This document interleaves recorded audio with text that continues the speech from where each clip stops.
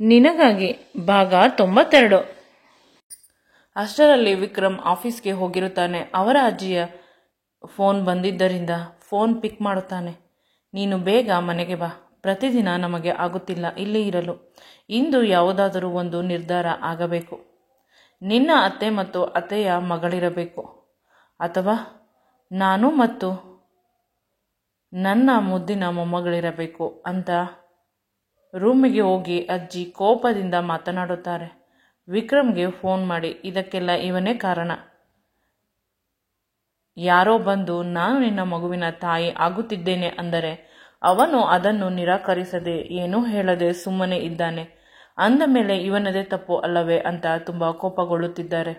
ಆಗ ಏನಾಯಿತು ತುಂಬ ಬೇಸರವಾಗಿ ಕೇಳುತ್ತಾನೆ. ಬೆಳಗ್ಗೆ ನಡೆದ ಎಲ್ಲ ವಿಷಯವನ್ನು ಅಜ್ಜಿ ತುಂಬ ಶಾರ್ಟ್ ಆಗಿ ವಿಕ್ರಮ್ಗೆ ಫೋನಿನಲ್ಲಿ ಹೇಳುತ್ತಾಳೆ.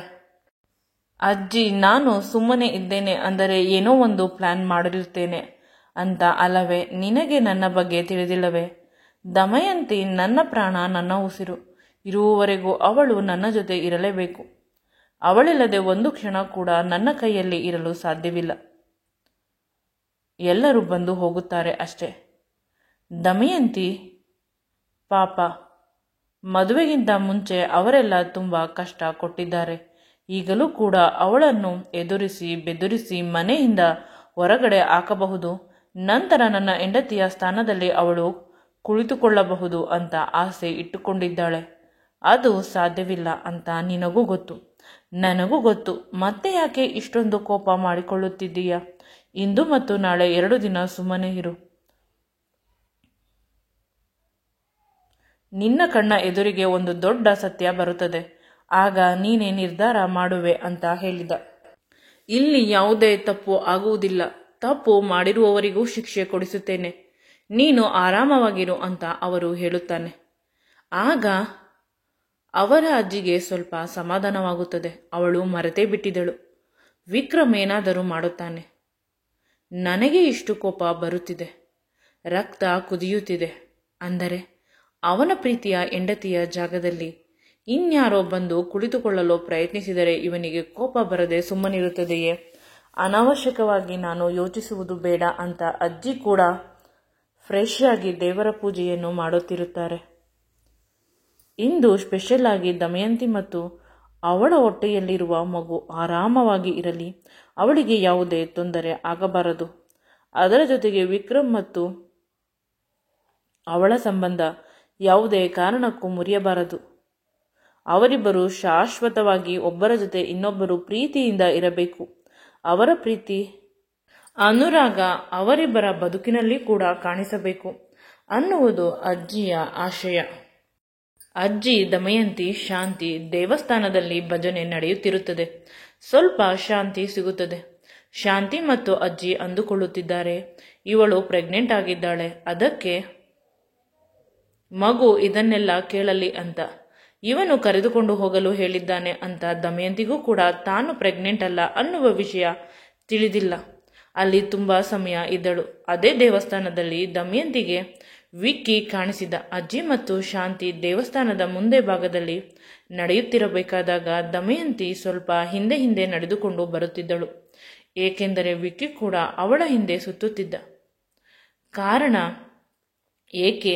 ನೀನು ಏಕೆ ನನ್ನನ್ನು ಇದೇ ರೀತಿ ಹಿಂಬಾಲಿಸುತ್ತಿದ್ದೀಯಾ ಅಂದಾಗ ಅವನು, ನೀನು ನನ್ನನ್ನು ಸಂಪೂರ್ಣವಾಗಿ ಮರೆತೇ ಬಿಟ್ಟಿದ್ದೀಯಾ, ನಾನು ಏನು ಹೇಳಿದ್ದು ನಿನ್ನ ಬಳಿ ಅಂತ ಅಂದಾಗ ಅವಳಿಗೆ ಸಡನ್ ಆಗಿ ಅವರು ಹೇಳಿದ್ದು ನೆನಪಾಯಿತು. ದೇವಸ್ಥಾನದಲ್ಲೂ ಈ ರೀತಿ ಮಾತುಗಳ ನಿನಗೆ ನಾಚಿಕೆ ಆಗುವುದಿಲ್ಲವಾ? ನನ್ನನ್ನು ಬಿಟ್ಟು ಬಿಡು ಅಂತ ಅಳಲು ಶುರು ಮಾಡಿದಳು. ಅಲ್ಲಿ ಕುಳಿತುಕೊಂಡು ಜೋರಾಗಿ ಅಳುತ್ತಿದ್ದಳು. ಅವನು ಹೇಳಿದ್ದ, ನನ್ನ ಜೊತೆ ಒಂದು ರಾತ್ರಿ ಕಳೆದು ಬಿಡು, ಆನಂತರ ನಿನ್ನ ಜೊತೆ ಯಾವುದೇ ವಿಷಯಕ್ಕೆ ಬರುವುದಿಲ್ಲ. ನೀನು ವಿಕ್ರಮ್ಗೆ ಜೀವನ ಪರ್ಯಂತ ವಿಧೇಯತೆಯಿಂದ ಕೂಡಿರುವ ಹೆಣ್ಣಾಗಿರು ಅಂತ.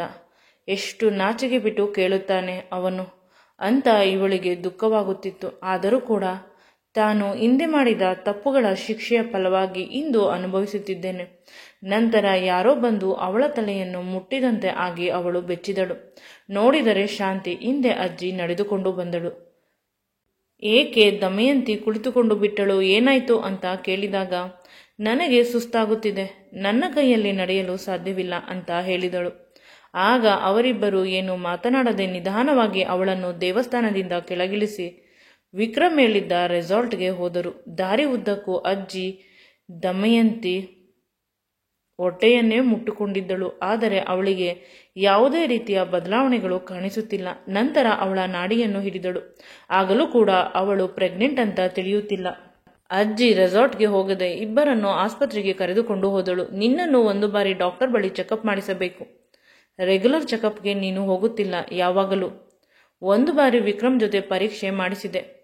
ನಿನ್ನ ದೇಹದಲ್ಲಿ ಆಗುತ್ತಿರುವ ಬದಲಾವಣೆಗಳು ನಮಗೆ ತಿಳಿಯುತ್ತಿಲ್ಲ ಅಂತ ಸ್ವಲ್ಪ ಬೇಸರದಿಂದ ಹೇಳಿದಾಗ ಅಜ್ಜಿ ನಾನು ಕೂಡ ಪದೇ ಪದೇ ವಿಕ್ರಮ್ ಬಳಿ ಕೇಳುತ್ತಿದ್ದೇನೆ. ಅವರು ಯಾವುದೇ ಪರೀಕ್ಷೆ ಬೇಡ, ಇನ್ನು ಸ್ವಲ್ಪ ದಿನ ಅಂತ ಹೇಳುತ್ತಿದ್ದರು. ಅವರ ಮಾತಿಗೆ ರೆಸ್ಪೆಕ್ಟ್ ಕೊಟ್ಟು ಇರುತ್ತಿದ್ದೆ ಅಂತ ಇವಳು ಕೂಡ ತನ್ನ ಮನಸ್ಸಿನ ಬೇಸರವನ್ನು ಹೊರಹಾಕಿದಳು. ಇಂದು ಏನಾಯಿತು ಎಂದರೆ ಅಜ್ಜಿ ಸ್ವಲ್ಪ ಬೆಳಗಿನಿಂದ ಬೇಸರದಲ್ಲೇ ಇದ್ದಾಳೆ. ಅವಳಿಗೆ ಮೊಮ್ಮಗು ಬೇಗ ಬರಬೇಕು, ಅಲ್ಲ ಮರಿಮೊಮ್ಮಗು. ಅದಕ್ಕಾಗಿ ಈ ಚಡಪಡಿಕೆ. ವಿಕ್ರಮ್ಗೆ ಇವಳು ಫೋನ್ ಮಾಡಲು ಪ್ರಯತ್ನಿಸಿದರೂ ಕೂಡ ಫೋನ್ ಎತ್ತುತ್ತಿಲ್ಲ. ಅವಳು ವಿಧಿಯಿಲ್ಲದೆ ಅಜ್ಜಿ ಹೇಳಿದ ಹಾಗೆ ಕೇಳಬೇಕು. ಅಜ್ಜಿ ದಿನಗಳು ಕಳೆದಂತೆ ಸ್ವಲ್ಪ ಬದಲಾಗುತ್ತಿದ್ದಾರೆ. ಮೊದಲಾದರೆ ತುಂಬ ಪ್ರೀತಿಯಿಂದ ಇರುತ್ತಿದ್ದರು. ಈಗ ಏನೋ ಒಂದು ರೀತಿ ಬೇಸರದಲ್ಲಿ ಇರುತ್ತಾರೆ. ಆಗ ಡಾಕ್ಟರ್ ಮೊನ್ನೆ ತಾನೇ ಇವರು ಎಲ್ಲ ಪರೀಕ್ಷೆ ಮಾಡಿಸಿಕೊಂಡರು. ಪದೇ ಪದೇ ಪರೀಕ್ಷೆ ಮಾಡಿಸಬಾರದು ಅಂದಾಗ ನನ್ನ ಮೊಮ್ಮಗ ಏನೂ ಹೇಳಿಲ್ಲ, ನೀವು ಇನ್ನೊಮ್ಮೆ ಪ್ಲೀಸ್ ಮಾಡಿ ಅಂತ ಹೇಳಿದಾಗ ಅವರು ಮುಂದಿನ ತಿಂಗಳಿಗೆ ಅಪಾಯಿಂಟ್ಮೆಂಟನ್ನು ಕೊಟ್ಟರು. ಇನ್ನೂ 1 ವಾರ ಕಳೆದಿಲ್ಲ. ಪದೇ ಪದೇ ಆ ರೀತಿ ಪರೀಕ್ಷೆಗಳನ್ನು ಮಾಡಿಸಬಾರದು. ಅಜ್ಜಿ ತುಂಬ ನಿರಾಸೆಗೊಂಡರು. ಅವರು ತಮ್ಮ ಮರಿಮೊಮ್ಮಗುವನ್ನು ತಮ್ಮ ಕಣ್ಣುಗಳಿಂದ ಪರೀಕ್ಷೆ ಮಾಡಬೇಕಾದಾಗ ನೋಡಬೇಕು ಅನ್ನುವ ಆಸೆ ಇಟ್ಟುಕೊಂಡಿದ್ದರು. ವಿಕ್ರಮ್ ಮನೆಗೆ ಬರಲಿ, ಇಂದು ಅವನ ಜೊತೆ ಮಾತನಾಡುತ್ತೇನೆ. ಇವಳ ರಿಪೋರ್ಟ್ನ ಸತ್ಯವನ್ನು ನಮ್ಮ ಬಳಿ ಯಾವುದೇ ವಿಷಯವನ್ನು ನನ್ನ ಬಳಿ ಶೇರ್ ಮಾಡಿಲ್ಲ. ಯಾವಾಗಲೂ ಎಲ್ಲ ವಿಷಯವನ್ನು ನನ್ನ ಹತ್ತಿರ ಹೇಳುತ್ತಿದ್ದ ಅಂತ ಅಜ್ಜಿ ಹಳೆಯ ವಿಷಯವನ್ನು ಯೋಚಿಸುತ್ತಿದ್ದಳು. ಸ್ವಲ್ಪ ಅವನಿಗೆ ಖುಷಿಯಾದರೂ ಒಳ್ಳೆಯದಾದರೂ ಅಜ್ಜಿ ಬಳಿ ಬಂದು ಬಿಡುತ್ತಿದ್ದ. ಅಜ್ಜಿ ನೋಡು, ಇದು ಹಾಗೆ ಹೀಗೆ ಅಂತ ಪ್ರತಿಯೊಂದು ವಿಷಯದ ಬಗ್ಗೆ ಕೂಡ ನನಗೆ ಹೇಳುತ್ತಿದ್ದವನು ಇಂದು ಈ ರೀತಿ ಮಾಡಿದ್ದಾನೆ. ಎಲ್ಲರೂ ಹೋಟೆಲ್ಗೆ ಹೋದರು. ಅಜ್ಜಿಗೆ ಭಯ ಶುರುವಾಗುತ್ತಿದೆ. ರಾತ್ರಿ ಪೂರ್ತಿ ಕೆಟ್ಟ ಕನಸುಗಳು ಬಂದಿತ್ತು. ಇನ್ನು ತಾನು ತುಂಬ ದಿನಗಳು ಈ ಭೂಮಿ ಮೇಲೆ ಇರುವುದಿಲ್ಲ. ನಾನು ಈ ಪ್ರಪಂಚವನ್ನು ಬಿಟ್ಟು ಹೋಗುವುದರ ಒಳಗೆ ವಿಕ್ರಮ್ ಮಗುವನ್ನು ನೋಡಬೇಕು. ಅವರಿಗೆ ಒಂದು ಸುರಕ್ಷಿತವಾದ ಬದುಕನ್ನು ನನ್ನ ಕೈಲಾದಷ್ಟು ಕಲ್ಪಿಸಬೇಕು. ಈ ರೀತಿ ಯೋಚಿಸುತ್ತಿದ್ದಳು. ಸಡನ್ ಆಗಿ ವಿಕ್ರಮ್ ಕೂಡ ಅದೇ ಹೋಟೆಲ್ಗೆ ಬಂದ. ಎಲ್ಲರೂ ಆಶ್ಚರ್ಯದಿಂದ ನೋಡುತ್ತಿದ್ದರು. ನಾವು ಇಲ್ಲಿ ಇದ್ದೇವೆ ಅಂತ ನಿನಗೆ ಹೇಗೆ ಗೊತ್ತು? ಆಗ ದಮಯಂತಿಯ ಕಡೆ ಆಸೆಯ ಕಣ್ಣುಗಳಿಂದ ನೋಡಿದ. ಅಂದರೆ ಅವಳು ಹೇಳಿದ್ದಾಳೆ ಅಂತ. ಅಜ್ಜಿ ಕೂಡ ಪ್ರಶ್ನಾರ್ಥಕವಾಗಿ ದಮಯಂತಿಯನ್ನು ನೋಡಿದಾಗ, ನೀವು ತುಂಬ ಬೇಸರದಲ್ಲಿ ಇದ್ದೀರಾ, ಯಾವುದೇ ಒಳ್ಳೆ ವಿಷಯ ನಡೆದರೂ ಖುಷಿಪಡುತ್ತಿಲ್ಲ, ನಿಮಗೆ ಸಮಾಧಾನ ಮಾಡಲಿ ಅಂತ ನಾನೇ ಕರೆಸಿದ್ದು. ಆಗ ಅಜ್ಜಿಗೆ ತಾನು ಬೆಳಗಿನಿಂದ ತುಂಬ ಕೋಪದಲ್ಲಿ ಇರುವುದು ನೆನಪಾಯಿತು. ನನ್ನ ಮನಸ್ಸಿನ ಮಾತು ಇವರಿಗೆ ಅರ್ಥವಾಗುವುದಿಲ್ಲ. ಈ ಪ್ರಪಂಚವನ್ನು ಬಿಟ್ಟು ಹೋಗುತ್ತಿರುವ ವಯಸ್ಸಾದವಳು ನಾನು.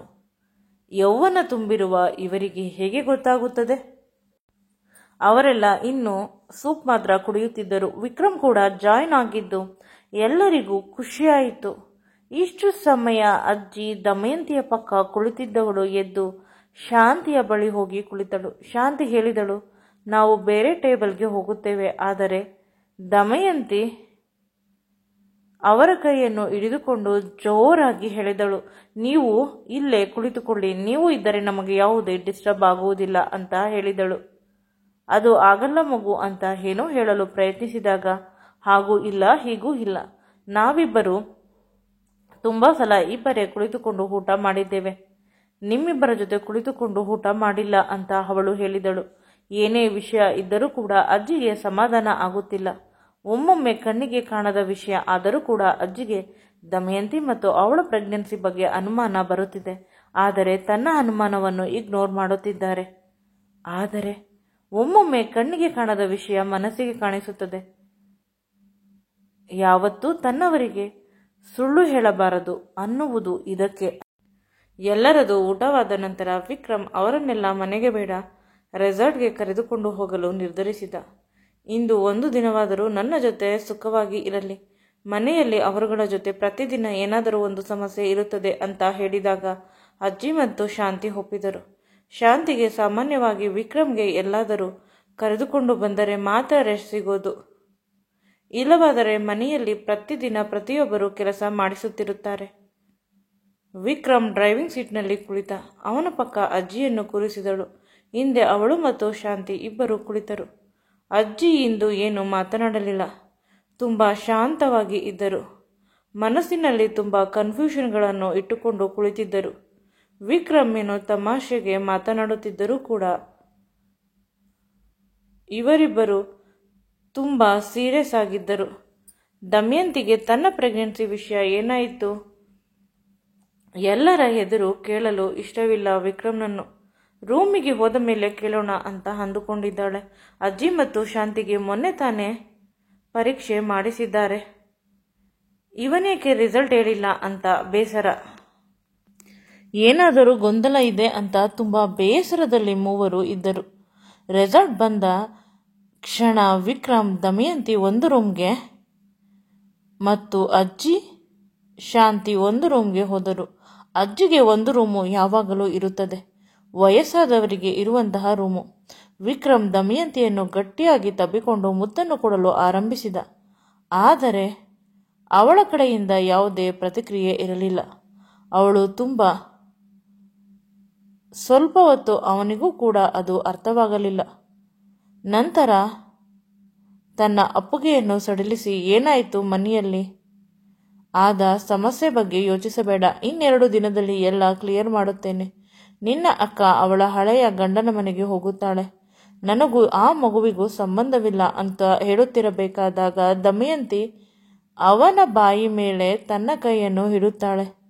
ಆ ವಿಷಯದ ಮೇಲೆ ನನಗೆ ಯಾವುದೇ ಅನುಮಾನವಿಲ್ಲ, ನಿಮ್ಮ ಬಗ್ಗೆ ನನಗೆ ನಂಬಿಕೆ ಇದೆ.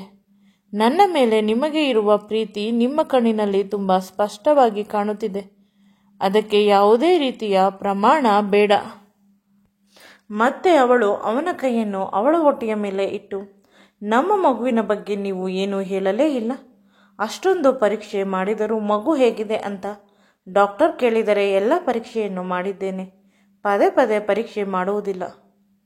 ರಿಸಲ್ಟ್ ಬೇಕಾದರೆ ವಿಕ್ರಮ್ ಬಳಿ ಕೇಳಿಕೊಳ್ಳಿ, ಎಲ್ಲವನ್ನು ತುಂಬ ಕ್ಲಿಯರ್ ಆಗಿ ಹೇಳಿದ್ದೇನೆ ಅಂದಾಗ ವಿಕ್ರಮ್ಗೆ ಭಯ ಶುರುವಾಯಿತು. ಅವನು ಬೆವರಲು ಶುರುವಾದ. ಅವನಿಗೆ ಏನು ಹೇಳಬೇಕು ಅಂತ ತಿಳಿಯುತ್ತಿಲ್ಲ. ಸತ್ಯ ಹೇಳಿದರೆ ಅವಳ ಹೃದಯ ಹೊಡೆದು ಹೋಗುತ್ತದೆ. ಮಗುವಿಗಾಗಿ 1000 ಕನಸುಗಳನ್ನು ಕಟ್ಟಿಕೊಂಡಿದ್ದಳು. ನನಗೆ ಅಷ್ಟೊಂದು ದುಃಖವಾಗುತ್ತಿದೆ. ಇನ್ನು ಅವಳು ಅಂತ ತುಂಬ ಪರದಾಡುತ್ತಿರಬೇಕಾದಾಗ ಅವಳು ಅವನ ಕೈಯನ್ನು ಹಿಡಿದುಕೊಂಡು ತನ್ನ ಕೈಯಿಂದ, ಪ್ಲೀಸ್ ಏನೇ ಸಮಸ್ಯೆ ಇದ್ದರೂ ಹೇಳಿ, ನಾನು ಎಲ್ಲವನ್ನು ಅರ್ಥ ಮಾಡಿಕೊಳ್ಳುತ್ತೇನೆ, ನಿಮಗೆ ಬೇಸರ ಮಾಡುವುದಿಲ್ಲ, ನಿಮಗೆ ನೋವು ಮಾಡುವುದಿಲ್ಲ, ರಿಸಲ್ಟ್ ಏನೇ ಇದ್ದರೂ ಕೂಡ ನನಗೆ ಯಾವುದೇ ಕಷ್ಟ ಆಗುವುದಿಲ್ಲ. ಮೊದಲು ತುಂಬ ಕಷ್ಟಪಟ್ಟಿದ್ದೇನೆ, ನನ್ನ ಜೊತೆ ಆಗ ಯಾರೂ ಇರಲಿಲ್ಲ, ಆದರೆ ನನ್ನ ಶಕ್ತಿಯಾಗಿ ನೀವೆಲ್ಲ ಇದ್ದೀರಾ ಅಂತ ಕಣ್ತುಂಬಿಕೊಂಡಳು. ಮುಂದೆ ಈ ವಿಡಿಯೋ ನಿಮಗೆ ಇಷ್ಟವಾಗಿದ್ದಲ್ಲಿ ನನ್ನ ಚಾನಲನ್ನು ಲೈಕ್ ಮಾಡಿ, ಶೇರ್ ಮಾಡಿ ಮತ್ತು ಸಬ್ಸ್ಕ್ರೈಬ್ ಮಾಡಿ. Thank you for watching.